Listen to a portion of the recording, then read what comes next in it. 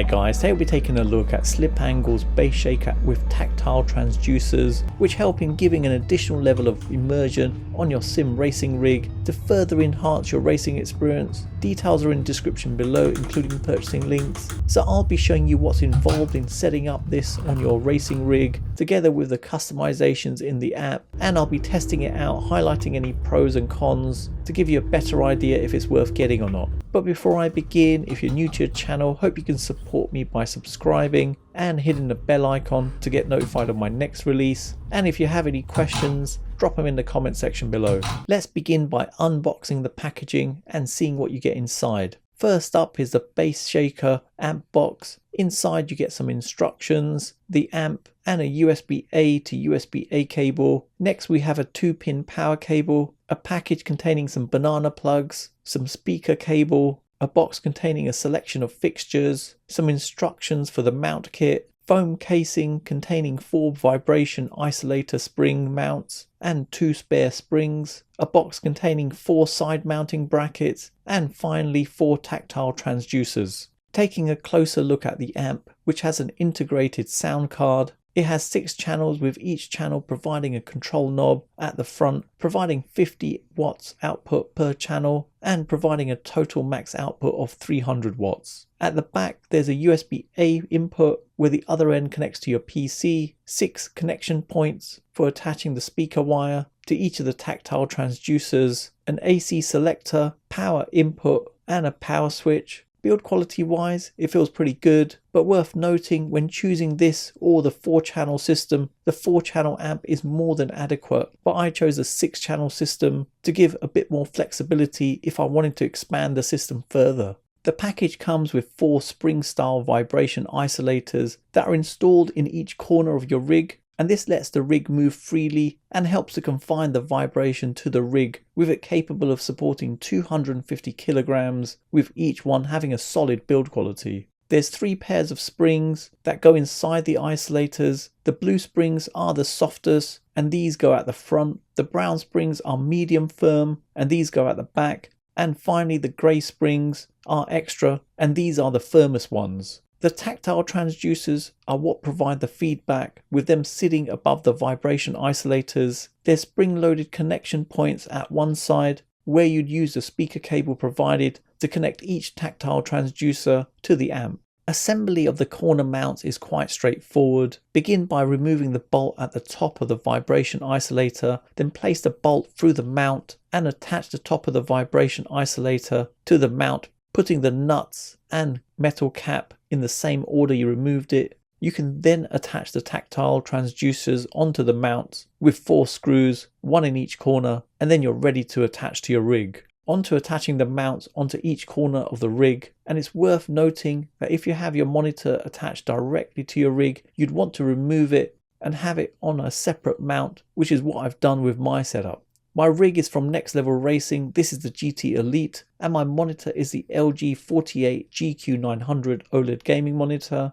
To install, leave the lower part of the vibration isolator off, place 4 T-nuts into your rig and attach the mount into position. Do this on all 4 corners, then lift your rig to place the lower part of the vibration isolator in place so that the entire rig is off the ground and sitting on the vibration isolators. If it's not, just lift up the rig and adjust the nuts and spring cap to extend the gap to bring it higher up. You can then take the speaker wire and connect each transducer to the amp, and make sure you connect the terminals with the same polarity, so red to red and black to black. Compatibility wise, this is PC only with no native console support, but I have read online that you can get it working with a console, but you'll need a PC with the slip angle system connected to it, and on your console you'd pass telemetry data back to your PC to process the effects. To use the slip angle system on your PC, you'll need to install the SimHub app. Once installed, start it up and select Shake It Bass Shakers. On the Sound Output tab, click the Open Windows Sound Settings, turn on the channel, select the matching channel and click Configure.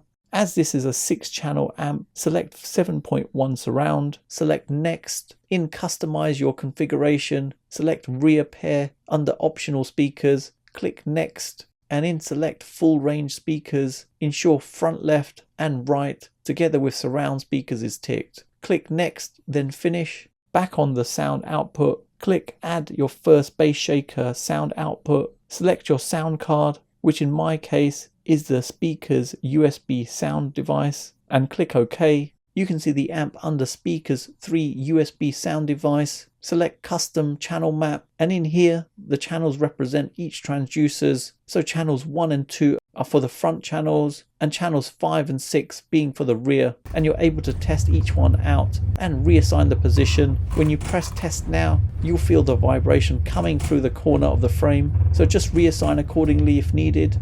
Now going over to the effects tabs, you can add in the effects you want to feel coming through the sim frame. And remember, less is more with this, because if you had too many selected, you may not feel as much of the effects coming through distinctly, as you might be just overloaded with effects. Testing this out, I'm going to be using a selection of wheels from SimMagic, Logitech and Mozza, with all the wheels being direct drive wheels. My PC is a custom build which I built myself, and spec wise, if you wanted more info, check out the link in the description below. Compatibility wise, it's supported on a number of different games, so jumping into a race, and seriously, this feels awesome with the different effects coming through to my sim frame, reminding me a little bit of True Force on the Logitech Pro racing wheel.